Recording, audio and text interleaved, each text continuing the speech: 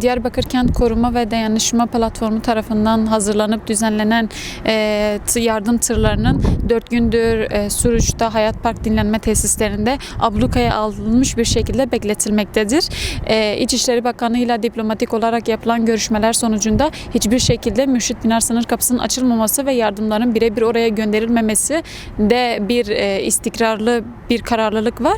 Buna rağmen bizler 4 gündür burada nöbet tutuyoruz tırlarımızın başında. Burada bulunduğumuz konumdan 10 kilometre ötesi Mürşit Pınar sınır kapısı. Bizler kendi ellerimizle topladığımız yardımları kendi yerel halka ulaştırmaya çalışıyoruz. Lakin bizi İçişleri Bakanı ve yereldeki valilik talimatıyla farklı bir sınır kapısına yönlendirmeye çalışıyorlar. Söyledikleri sınır kapısı da HTŞ yönetiminde olan sınır kapısı.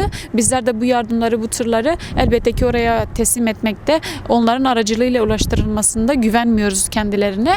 Bir de burada 4 gündür bekletilen tırların şoförlerine yönelik sürekli otoyol jandarması, polisler tarafından işte irsaliyelerinizi verin, ehliyetlerinizi verin, neler yüklediniz, nereden geldiniz, nereye gideceksiniz vesaire gibi psikolojik bir şiddet uygulanıyor. Şu anda bekletilen tırları da tekrardan otoyol jandarması tarafından irsaliye isteniyor.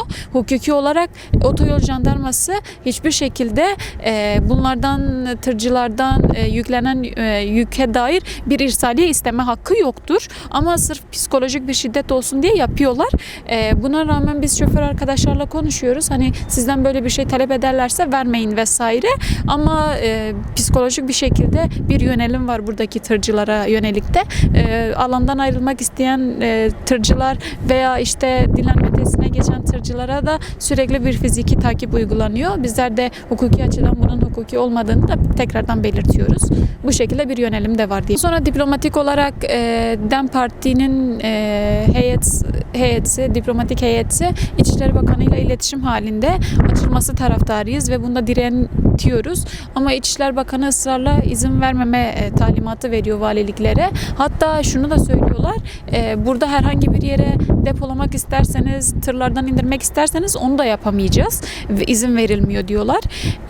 Direkt geldikleri yere göndermeye çalışıyorlar. Yani Diyarbakır'a. Elbette ki bizler de soğuktan donan çocukların, kadınların savaşta hedef haline getirip insani ihtiyaçlarından mahzun bırakılmasını, hukuki ve politik olarak sorumluluğunun büyük olduğunu belirtiyoruz. Burada hala direniyoruz tırlarımızın başında. 4 gün süren bir direnişimiz vardır.